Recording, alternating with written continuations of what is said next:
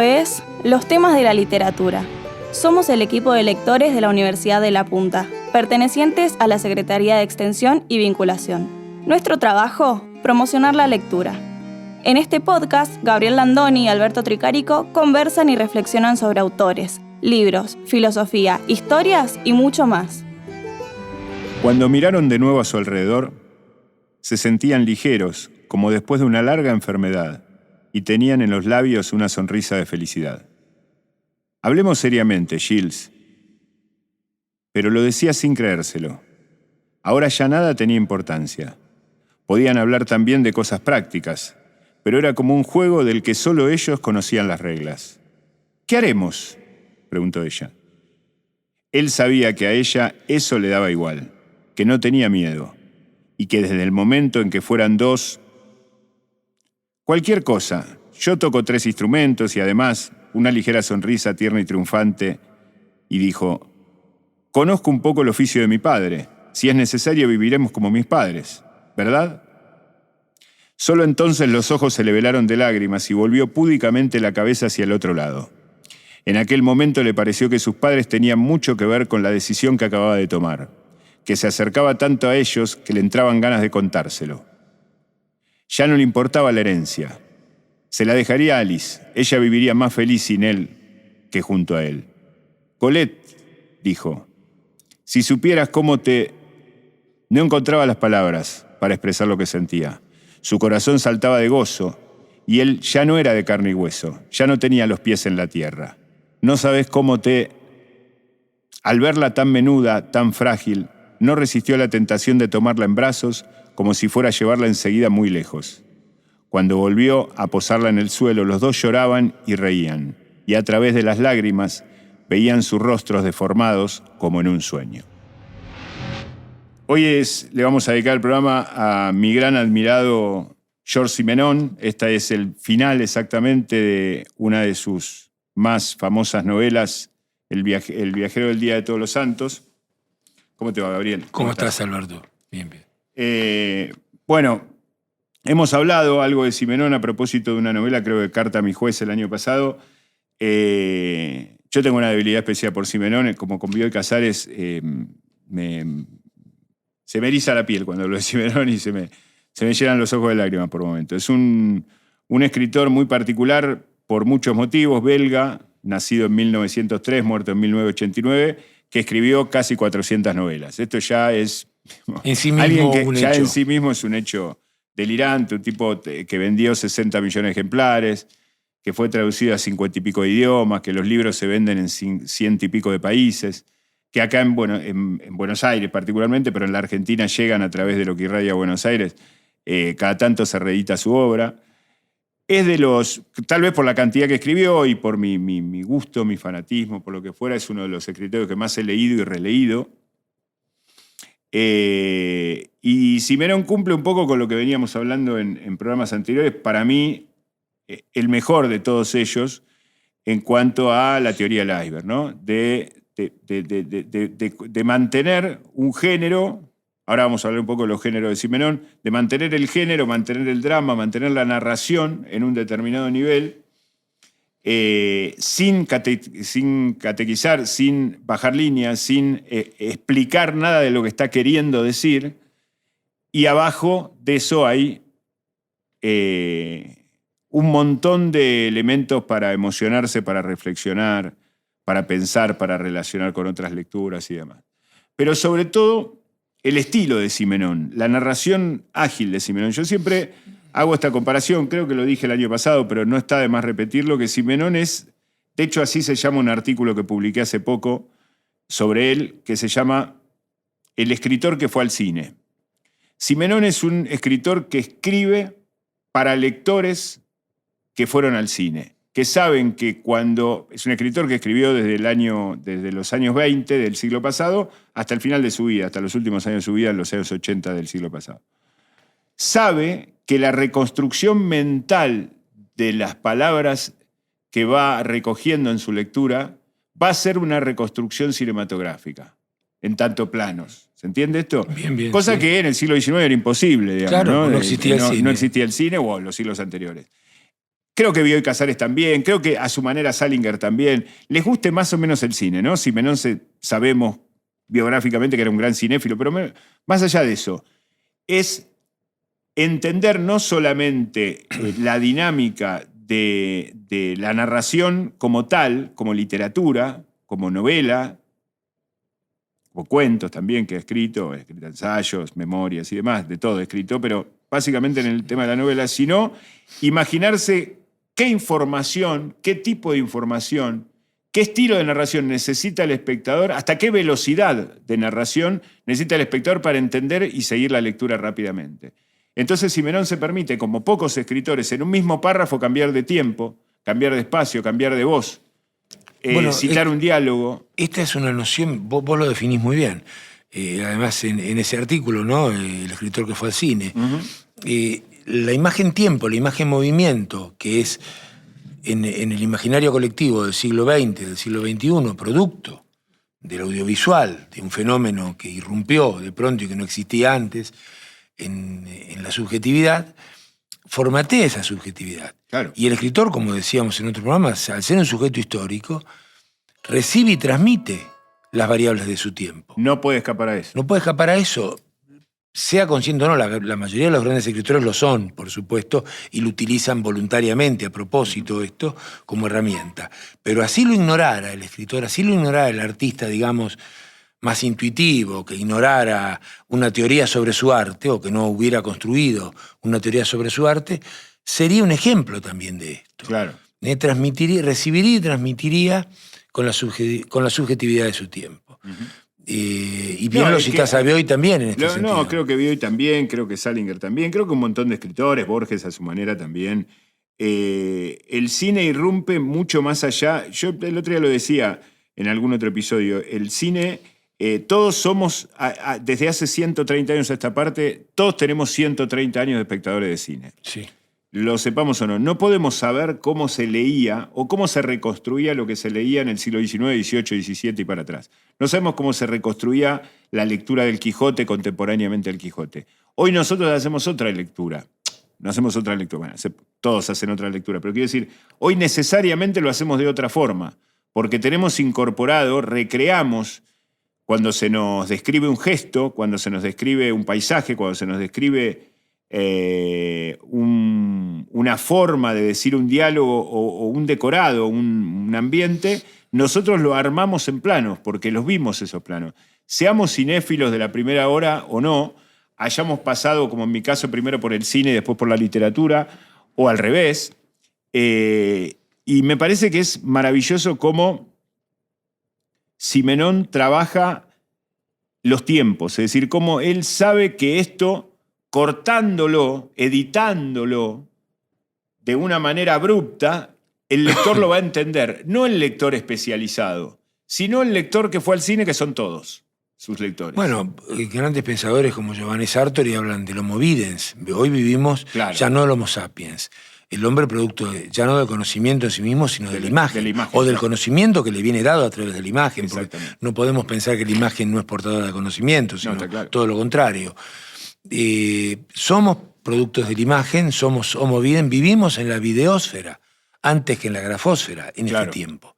Antes la grafósfera era la atmósfera de la palabra escrita, del lenguaje verbal. Hoy es la atmósfera de la imagen, fundamentalmente. Lo que sí es interesante, tomando en cuenta y estando 100% de acuerdo con lo que vos decís, que tanto Simenón como Bioy Casares es literatura pura. Escriben y es literatura pura. Es literatura. No es que no hay un coqueteo cómodo, como mucha literatura cine, playera, ¿viste? Claro. Que te engatusa con la cosa fácil.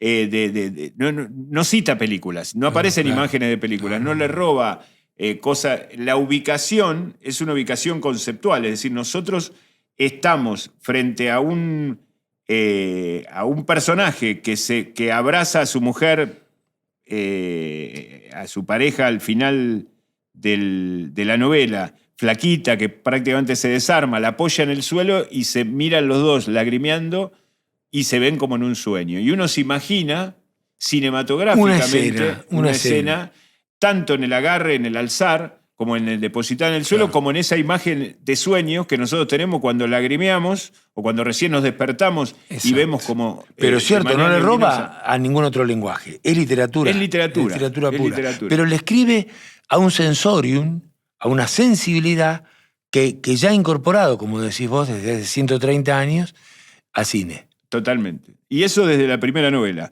Ahora, lo que sí quería decir, esto no quiero que se me escape, que tiene que ver mucho con Simenón. No sé si lo hablamos en el podcast del año pasado que le dedicamos a Carta a mi juez. Simenón tiene, más allá de sus cuentos, más allá de tiene una famosa Carta a mi madre, que es una maravilla, que es autobiográfica, tiene una novela autobiográfica, tiene ensayos, tiene memorias. Sus novelas básicamente están compuestas de 2 series que él alternaba 1 o 2 por año de cada una de las series, que son sus melodramas, lo que él mismo llamó en su autobiografía las novelas del destino, El viajero del día de todos los santos, por ejemplo, que son dramas familiares, políticos, contexto de la Segunda Guerra y demás. Y después están los policiales estrictos con este personaje Maigret, que desciende como el padre Brown y como todos los personajes del Caballero Dupont, que acá traje 2 novelas, acá hay 3. Las investigaciones de Maigret, que es un genérico, y después El loco de Bergerac y Liberty Bar, que son para mí las 2, junto con Crimen en Holanda, las 3 mejores novelas de la serie policial con Maigret, que es un personaje muy curioso, Maigret, que investiga, como todos los investigadores, como todos los comisarios, es oficial, no es un marginal, no es un detective privado. Es un inspector, podríamos decir. Es un inspector, no es comisario, es el comisario Maigret, que trabaja en la Policía Judicial de París y que investiga determinados casos a lo largo de Francia y viaja, va, viene. Y a lo largo de toda la obra, la primera novela con Maigret de policiales de 1928 y la última de 1970 y pico, es el mismo personaje, tiene la misma familia, digamos, son atemporales. Son todos casos aislados, atemporales, obviamente por una cuestión cómoda de Simenón, no tuvieron hijos esa pareja, porque si no se les hubiera complicado. Y tiene siempre esa mujer que lo apoya, que lo espera en casa con la comida y que le tira algún dato intuitivo que lo ayuda a resolver el caso.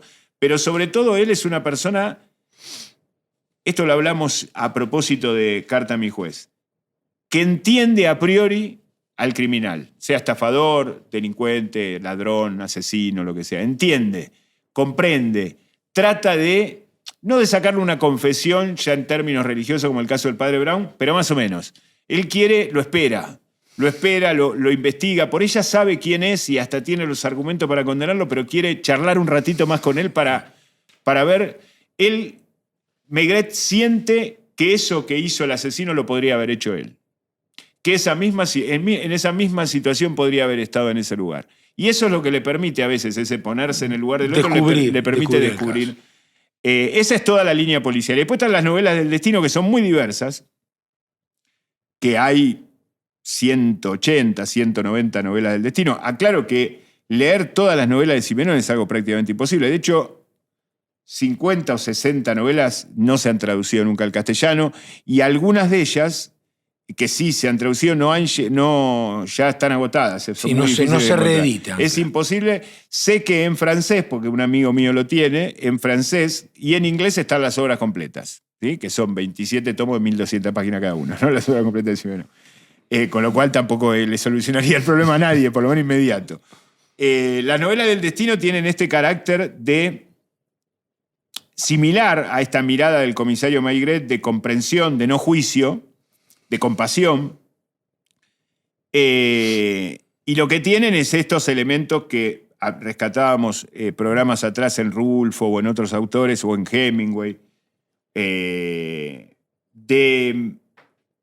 que no hay buenos y malos, de que la vida es una cosa mucho más compleja, de que la verdad no está en un mismo lugar y siempre en el mismo lugar, de que las opciones que uno toma, que la libertad, por ejemplo, el personaje de Gilles, en El viajero del día de todos los santos, me quiero acordar del apellido, Mauvesin, Gilles Mauvesin, el personaje de Gilles llega a un pueblo sin nada, con una mano tersa adelante, y en el puerto lo empiezan a reconocer y empieza a ver cosas raras, y se da cuenta que es famoso, que es conocido, que tiene un tío millonario, que está por morirse. se entera de cómo murieron sus padres, que él solo sabe que es huérfano, que eran unos artistas de variedades. Conoce a la mujer actual de su tío, que es la que hereda toda esa fortuna, que todo el resto de la familia la odia porque dicen que se casó por la fortuna del viejo que se iba a morir. Y después hay toda una serie de intereses mezclados muy mezquinos. Los personajes de Simenón son muy mezquinos, pero son todos mezquinos. No. La condición humana es mezquina. No hay maniqueísmo. No, en absoluto. Y él en un momento hereda esa fortuna, se casa con la tal Alice. Alice es una mujer hermosa, elegante, inteligente, culta, de vida en sociedad y todo eso, pero él se aburre, porque está repitiendo la vida del tío. Y está empezando a extrañar y a desentrañar a la vez cómo fueron la vida de sus padres. Claro. Mucho más aventureros. En este juego identificatorio, él varía moralmente de una identificación a otra. Y le dice a la mujer de su tío muerto que por trampas de la familia no heredó nada, que se quedó pobre, que siente mucha pena por ella, que le gustaría estar con ella, que con la única persona que se siente identificada es con la persona más miserable, digamos, que es Colette, esta chica con la que termina al final, y se terminan enamorando, y dice, mira, Colette, bueno, lo leí, la herencia se la doy toda a mi exmujer, que se ocupe de mis hijos, porque tiene hijos el tipo, que se ocupe de su vida social, y nosotros vamos a probar a ver si está tan linda como me imagino lo que fue la vida de mis padres. Que era una vida muy pobre, itinerante, artistas itinerantes, que murieron por un accidente absolutamente fortuito, un escape de gas. Bueno, no, fortuito hasta un punto, porque probablemente vivían en un lugar con condiciones claro, ¿no? Precarias. Pero estas cosas no las dice Simenón, no, las vamos armando, ¿no? Es la base del iceberg. Claro. Ahora este tipo elige no la vida más dura, no la vida más difícil, no resignarse a determinadas circunstancias económicas, sino elige. Bueno. Elige. Es decir, tiene la posibilidad de elegir. En general, los personajes de Simenón se encuentran entre la encrucijada. Traje también El Evadido, porque es una de las novelas, una novela de 1936. Esta es del 41, El viajero del día de todos los santos, una novela de 1936, que es muy emblemática. Ahora voy a contar la basecita de la novela, como para hacerme entender lo que quiero decir. Pero en general los personajes eligen y eligen escapando de una vida que los asfixia porque ya está toda prefabricada, ya está guionada socialmente. Bueno, es una opción por la libertad. Es una opción por la libertad, pero es una opción por la libertad peligrosa. Claro, bueno, como toda opción por la libertad. La libertad es un infortunio. Y sí. La libertad no es hago lo que quiero. No hago lo que quiero, digamos, que me va a salir bien porque elegí yo. Vos sabés que yo acuñaba siempre una metáfora en las épocas previas, diríamos, psicoanalíticas, ¿no? de mi recorrido, que somos eyectados en el medio de un puente colgante, en el medio, justo en el punto medio entre el inicio del puente y el final del puente. Muchísimos seres humanos, diría una mayoría, retrocede. Y unos pocos cruzan. El riesgo es el mismo. Exacto. El segmento para cruzar el puente o para volver es exactamente el mismo. Siempre hay un riesgo. Claro. Al final del puente está, en todo caso, la libertad. Lo otro está lo predeterminado. Claro. De donde partimos. Bueno, los personajes de Simenón cruzan el puente. Cruzan el puente. Jean-Pierre Guillerme, se llama el personaje del Evadido, con esto terminamos. Es un personaje que vive como debe vivir, un profesor universitario, un profesor de secundario, que con una mujer estándar, en un pueblo chico donde se conocen todos, donde está todo predeterminado, donde si vos apareces en un bar a una determinada hora te van a mirar mal todo el pueblo. Cumpliendo con todos los mandatos. Y el tipo un día agarra los ahorros que tiene en el banco sin decirle a la mujer, se sube a un barco y se va.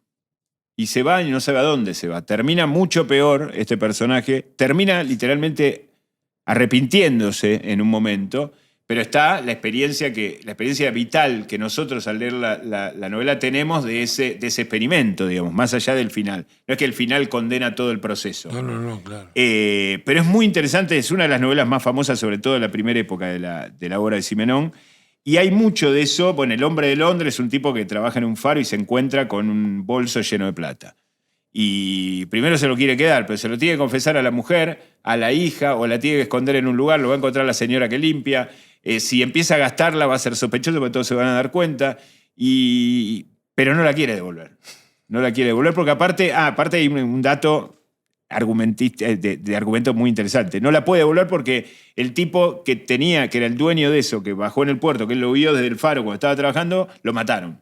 Y lo mataron por ese bolso que se lo quería robar otro. Claro. Entonces, ¿a quién se va a devolver? ¿A quién se va a dar? Al ladrón. Entonces, empieza a autojustificarse. La autojustificación es un tema en los personajes de Ciperón que es una cosa de locos.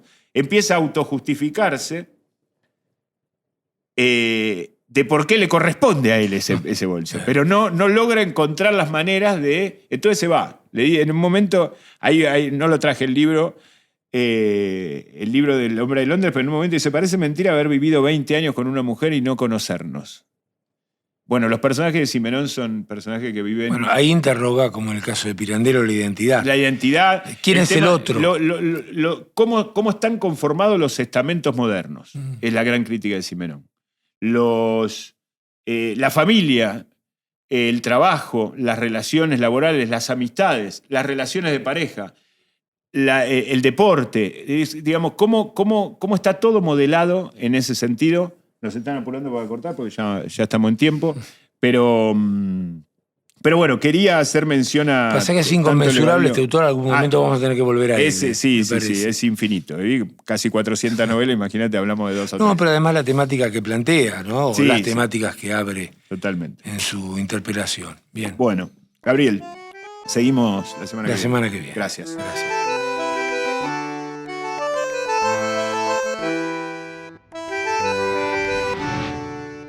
Te invitamos a que conozcas y te suscribas a nuestro canal de YouTube, Lectores 4.0, para ver todas nuestras actividades. No te olvides de poner me gusta en los videos del canal.